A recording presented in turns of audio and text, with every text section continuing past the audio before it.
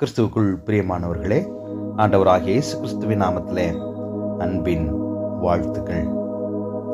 பரிசுத்த மத்தேயு 13ஆம் அதிகாரம் 33ஆம் வசனம். கடவுளுக்கு பிரியமாயிருப்போம்.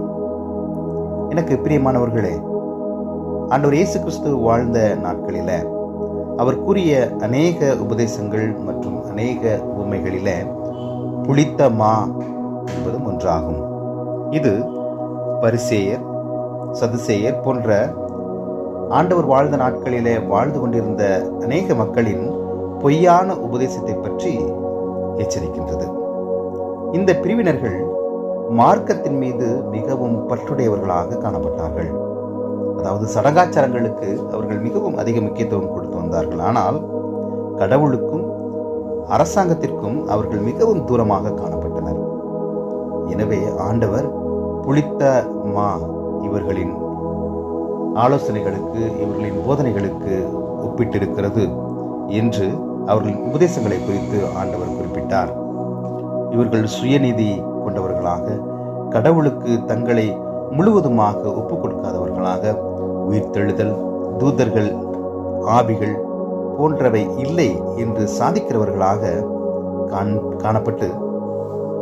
காணப்பட்டார்கள். இவர்கள் தங்களின் வாழ்க்கையும் கெடுத்து தங்களோடு இருப்பவர்களுக்கும் கூட பொய்யான பொல்லாத உபதேசங்களை கொடுத்து ஆண்டவரிடத்துல நெருங்கி விடாதபடி, நன்மைகளை பெற்றுக்கொள்ள முடியாதபடி தடுத்து விடுகின்றனர்.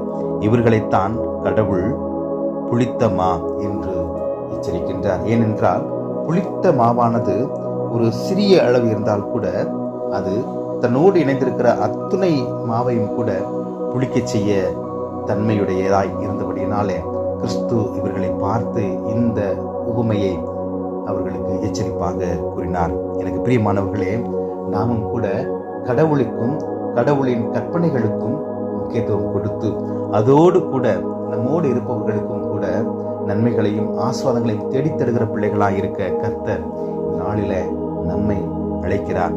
பொல்லாத சடங்காச்சாரங்களுக்கு மட்டுமே முக்கியத்துவம் கொடுக்காதபடிக்கு கர்த்தர் கொடுத்த கற்பனைகளை கடைபிடிக்கிறவர்களாக, அதன்படி வாழுகிறவர்களாக வாழ்ந்தால் மட்டுமே நாம் நன்மைகளை பெற்றுக்கொள்ள முடியும் என்கிற சிந்தனைகளை வளர்த்துக்கொள்ள இந்த நாளிலும் கூட கர்த்தர் நம் ஒவ்வொருவருக்கும் கிருபை அளிப்பாராக. பொல்லாத மாயையான துர் ஆலோசனைகளுக்கு நம்மை நாம் ஒப்பு கொடுத்து விடாதபடிக்கு, தேவனுக்கு பிரியமாய் வாழ, மாயையான உபதேசத்திற்கு நம் சிந்தனைகளை இடம் கொடுக்காதபடிக்கு கர்த்தரின் கிருபைகளை தேட தேவன் தாமே இதனை கேட்டுக்கொண்டிருக்கிற ஒவ்வொருவருக்கும் கிருபை அளிப்பாராக. ஆண்டவரை நோக்கி நாம் பிரார்த்தனை செய்வோம். கிருபையுள்ள எங்கள் அன்பின் கடவுளே, பரிசுத்தமுள்ள பிதாவே, இந்த புதிய நாளுக்காய் நாங்கள் நன்றி செலுத்துகிறோம்.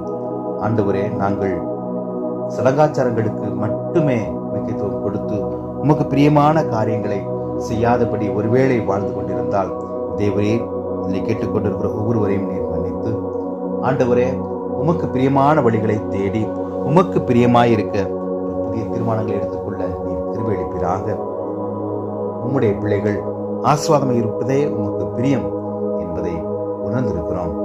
ஆசீர்வாதங்களை பெற்றுக்கொள்ள இதனை கேட்டுக்கொண்டிருக்கும் ஒவ்வொருவருக்கும் இந்த நாளில ஒரு புதிய கிருபைகளை, ஆசீர்வாதங்களை நீர் கட்டளையிடும்படியாய் மீட்பெரும் இரட்சகரும் ஆகிய இறைமகன் இயேசுவின் வழி ஜெபிக்கிறோம் எங்கள் ஜீவனுள்ள பிதாவே.